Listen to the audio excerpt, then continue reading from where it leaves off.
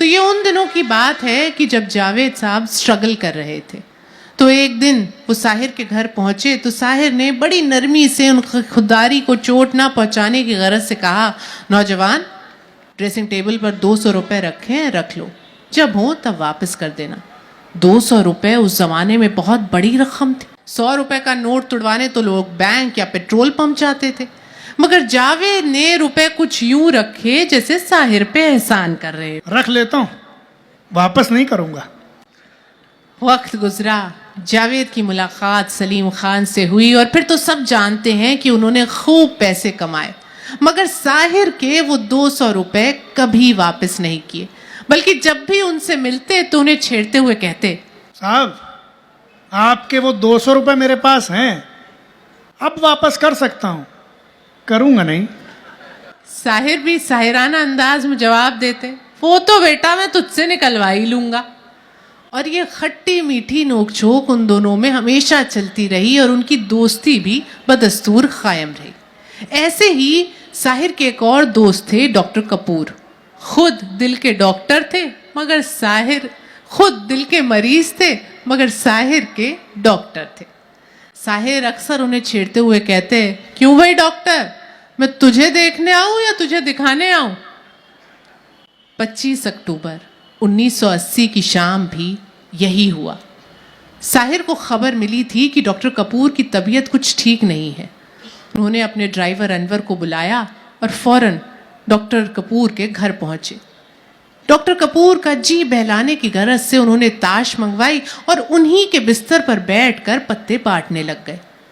पत्ते बांटते बांटते डॉक्टर कपूर को ऐसा लगा जैसे साहिर का चेहरा कुछ सख्त होता जा रहा है। उन्होंने पुकारा, साहिर, साहिर, साहिर। साहिर बिस्तर पर गिर गए। डॉक्टर कपूर ने साहिर के दिल को बहाल करने की बहुत कोशिश की, मगर साहिर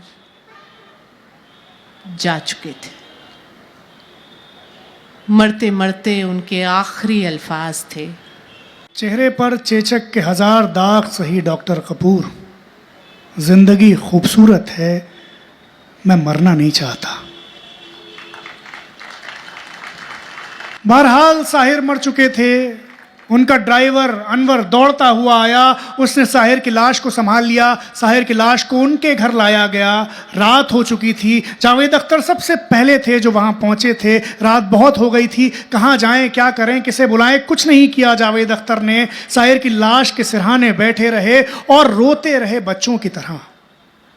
जब सुबह हुई तो एक एक करके लोगों को खबर करना शुरू किया और फिर आना शुरू हुआ लोगों का हुजूम, और फिर शुरू हुआ काम। दरवाजा खोल दो, खिड़की बंद कर दो, कुर्सियां लगा दो, चटाई बिछा दो। जिसने जैसा कहा जावेद ने वैसा किया। रोते रहे। साहिर की लाश को कब्रिस्तान लाया गया। एक हुजूम उनके हमराह था। साहिर की लाश को दफनाया गया और यह हुजूम जो साहिर के जनाजे के हमराह आया था, ये वापस लौटने लगा अपने सीनों में एक खामोशी मुसल्लत किए हुए। जावेद अख्तर भी वापस लौट रहे थे चुपचाप कि तभी पीछे से वाजिदा तबस्सुम के शौहर अशफाक दौड़ते हुए आए। जावेद की पीठ को हल्के से थपथपाया और कहा, जावेद, कुछ रुपए हैं? वो मैं सुबह जल्दी जल्दी में आया, बटुआ रखना भूल गया, कब्र खोदने वाले को देने हैं। जावेद अख्तर ने पूछा, कितने रुपए? अशफाक ने कहा, 200 रुपए। तड़प गए जावेद अख्तर। अपनी जेब से 200 रुपए निकालकर अशफाक के हाथ में रखे और फूट कर रो पड़े। साहिर साहब, मर के निकलवा लिया आपने 200 रुपए।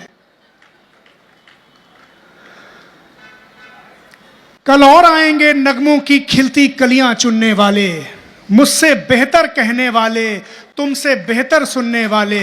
कल कोई मुझको याद करे, क्यों कोई मुझको याद करे, मसरूफ जमाना मेरे लिए क्यों वक्त अपना बर्बाद करे। मैं पल दो पल का शायर हूं, पल दो पल मेरी कहानी है, पल दो पल मेरी हस्ती है, पल दो पल मेरी जवानी है। शुक्रिया हाज़रीन। शुक्रिया, थैंक यू, बहुत शुक्रिया। मैं सुनते रहे, मेरा अपना घर है ये, मतलब मैं क्या कहूँ, मुझे बहुत अच्छा लगा।